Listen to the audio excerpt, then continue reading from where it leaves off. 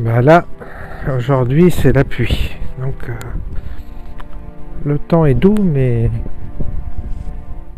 on a des maisons abandonnées. Et de belles bâtisses à l'abandon comme ça. C'est un peu triste de voir toutes ces maisons abandonnées dans mon coin. Là aussi. Pareil. Ça change un peu. Je vous fais voir, je vous fais découvrir. Voilà, abandonné. Triste, hein. En plus, c'était joli, il paraît, avant.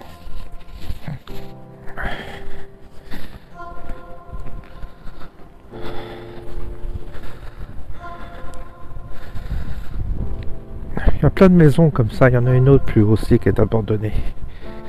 Après, c'est squatté, tout ça.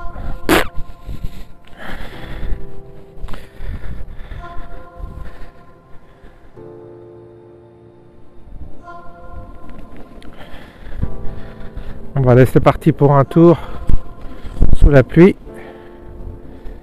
Donc là, aujourd'hui, il n'y a pas de vent, mais il y a de la pluie. Il doit faire 10 degrés, 11 degrés, pas froid. Pas comme au Québec.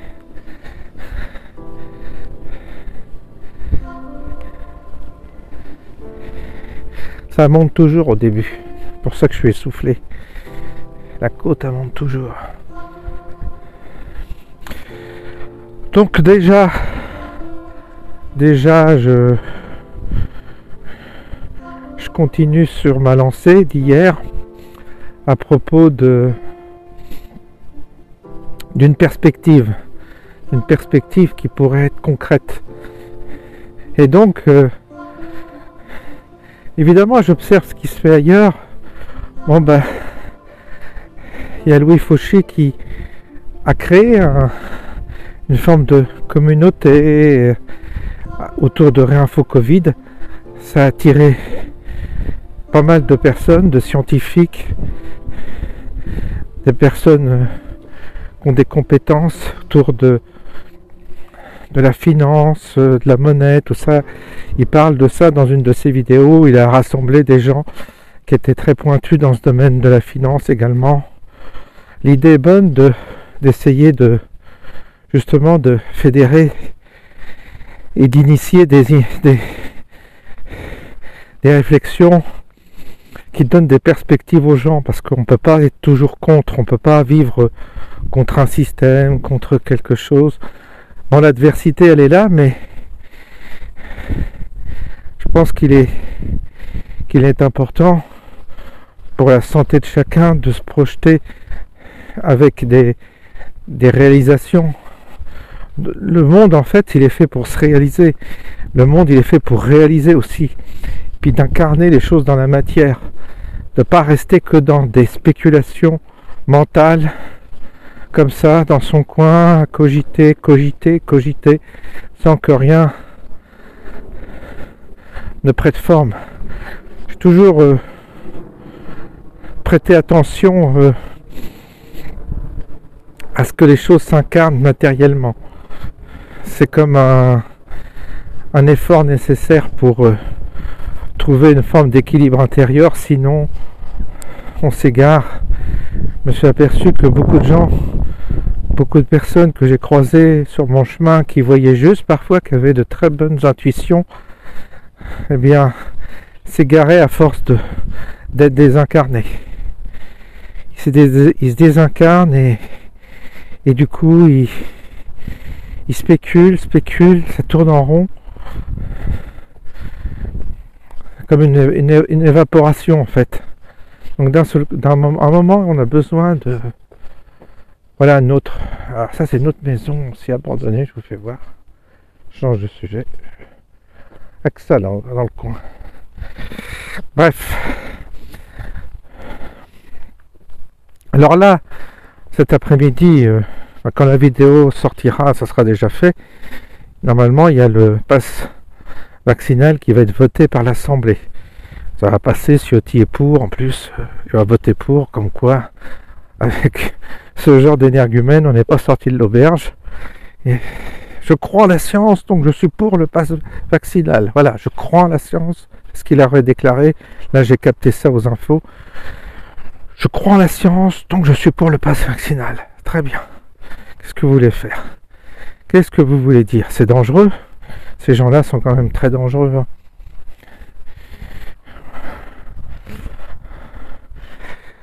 Parce que, évidemment, on risque, on ne sait pas de quoi l'avenir va être fait.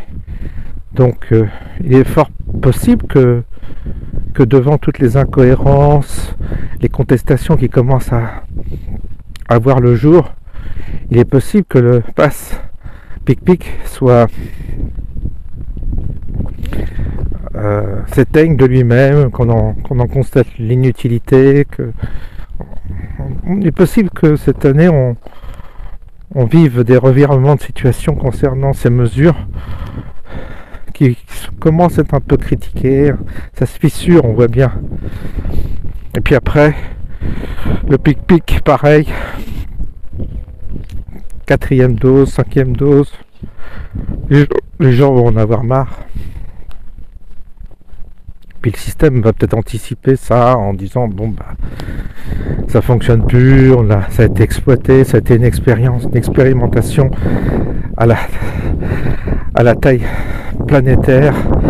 Ils ont vu comment réagissaient les foules, ils ont vu comment on pouvait manipuler les opinions. Ça a été une expérimentation pour eux. Et puis ensuite, peut-être qu'un semblant de vie normale va revenir.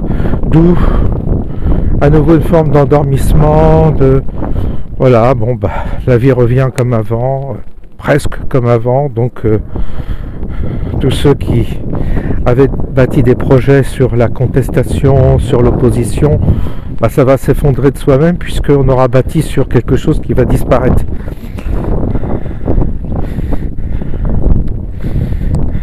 Sauf que ils vont pas laisser l'affaire. Ils laisseront jamais. C'est ce programme, ce plan qui est à l'œuvre. Il est fait de montagnes russes. Des moments un peu serrés, un peu compliqués. Ça leur permet de noter, de vérifier leurs expérimentations. Puis ensuite, ils relâchent la bride. Les gens se relâchent, s'endorment à nouveau. Puis après, on redonne un autre coup, mais peut-être plus fort, avec un autre prétexte. Donc on peut très bien, parce qu'en fait, personne s'y attendait à cette histoire de pic-pic, de maladie, d'épidémie, tout ça. Personne s'y attendait. Et on ne pensait pas que ça aurait été instrumentalisé à ce point-là, en vue d'expérimenter quelque chose de collectif, de planétaire. Et donc, ils vont abandonner à un moment donné le jouet. Ils l'ont bien travaillé, bien exploité. Ils partiront sur autre chose. C'est ça dont il faut être bien conscient. Donc, il ne faut pas non plus s'imaginer que c'est la victoire parce que le pass va disparaître en disant ouais, c'est grâce à nos manifestations que maintenant il n'y a plus de pass, etc. Non, c'est prévu qu'il abandonne le projet à mon avis. C'est prévu même qu'il lâche l'affaire du pic-pic. C'est simplement des opportunités qu'ils ont. C'est des opportunités qu'ils ont pour exploiter quelque chose. Et je pense qu'ils vont trouver autre chose après.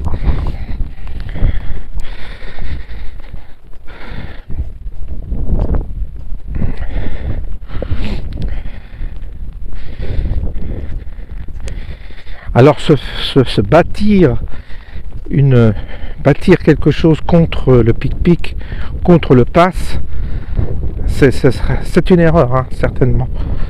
Il faut constituer une force, certainement, d'entraide, comme je disais hier, je pense à quelque chose une forme de fraternité nouvelle et tout ça, mais non pas lié au pic-pic et au pass, mais toujours avoir cette idée de fraternité d'âme, de manière de sentir les choses, et ce monde, l'identifier à travers les différentes crises qui vont apparaître, et toujours, il reprendra toujours ce visage, sous une autre forme, avec un autre prétexte. Ça peut être après la crise climatique, la crise énergétique, on ne sait pas, ou peut-être une forme de guerre civile qui serait instrumentalisée, on ne sait pas. Il y a mille possibilités pour le système d'avancer ses pions. Et nous, si on se focalise sur l'objet, c'est qu'on se focalise sur le doigt et non pas sur la lune qui montre le doigt qui montre la lune, mais que sur le doigt, évidemment, on perd la perspective et après on est démuni parce que on a mal identifié l'adversaire. Donc l'adversaire, c'est pas le pic-pic, c'est pas le pass, c'est pas ça l'adversaire. L'adversaire, les mutants, il varie, il bouge,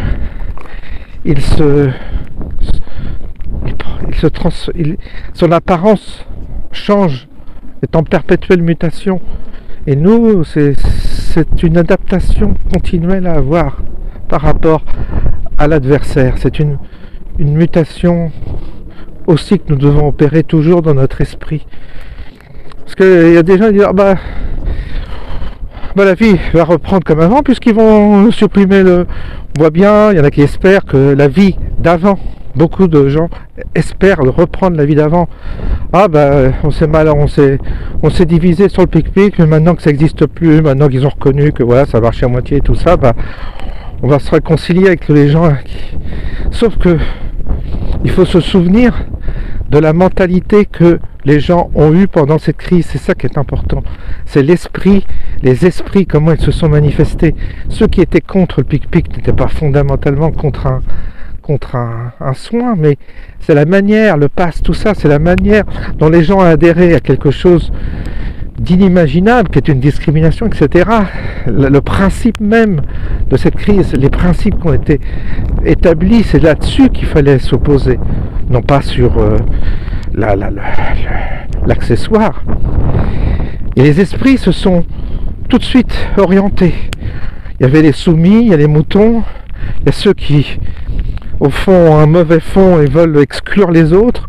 Il y a cette espèce de mauvaise nature chez certains, et ça a été un révélateur. Donc ensuite il faut en avoir la mémoire, simplement la mémoire, faut pas oublier, parce que si on oublie, on va recommencer éternellement à être face comme des gens sans mémoire, on va se retrouver devant une nouvelle crise et il y aura les mêmes instruments qui seront utilisés, mais dans un autre contexte, autrement. Et à nouveau, on reverra les mêmes comportements. C'est comme les gens qui sont... mon sujet c'était la souffrance au travail, c'est comme les gens qui changent d'entreprise à chaque fois qu'ils ont un problème, mais ils retrouvent toujours les mêmes configurations. C'est pareil. Pas parce que vous changez d'entreprise que ça va aller mieux. Vous retrouvez toujours partout les mêmes configurations. Donc en fonction de votre profil, de votre nature, le schéma va se reproduire éternellement. C'est ça qu'il faut comprendre. Donc c'est soi qu'il faut changer, c'est son attitude, sa manière d'être, sinon on recommence toujours pareil, avec les mêmes schémas, ou alors il faut bien identifier l'adversaire, et puis se dire, voilà, maintenant, où que je sois, je vais le retrouver devant moi, cet adversaire, mais je devrais m'adapter mieux la prochaine fois, mieux m'y confronter. L'idée, elle est là. Donc il y a une tendance l'État a une tendance à restreindre les libertés, à restreindre cette possibilité de choisir notre mode de vie, etc. On veut nous conduire quelque part, et je pense que le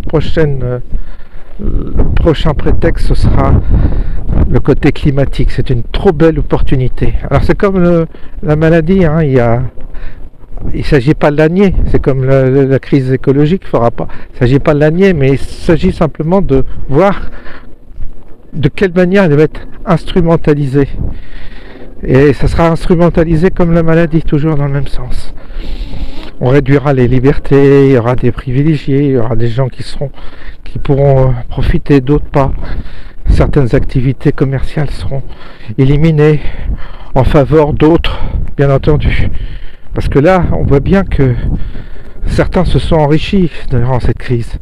Regardez la bourse, hein, elle monte, hein, grimpe. Elle n'a jamais autant grimpé que pendant cette crise. Voilà, c'est quand même révélateur que certains en profitent. Pourquoi ça ne continuerait pas comme ça pour la prochaine crise climatique? Pourquoi il n'y aurait pas non plus des profits à en tirer de cette histoire? Donc on voit bien le mécanisme. Et il faut bien l'identifier, le mécanisme, et pas se tromper d'objectif. Donc il faut qu'on ait du recul, de l'analyse, et puis ensuite peut-être incarner, réfléchir à des solutions concrètes et se donner les outils pour y faire face.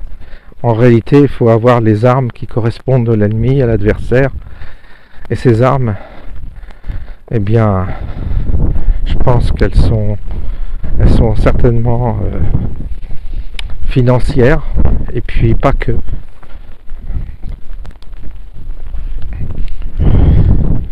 Ah, c'est subtil, hein. C'est subtil vers quoi nous allons. Alors là, je pense que là, dans les prochaines semaines, on va voir ce que devient cette politique sanitaire. On va voir. Mais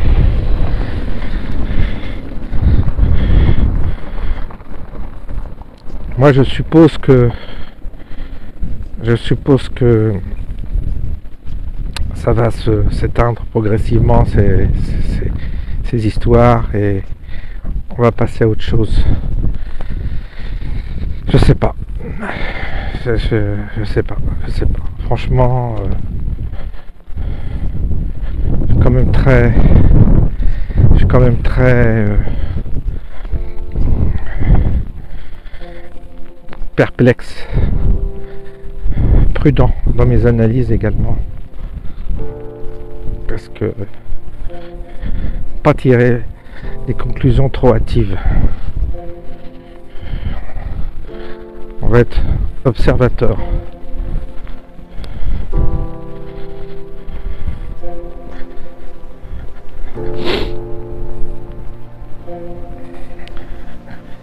Voilà, bah écoutez, je vais rentrer chez moi et puis on en reparle dans les prochains jours.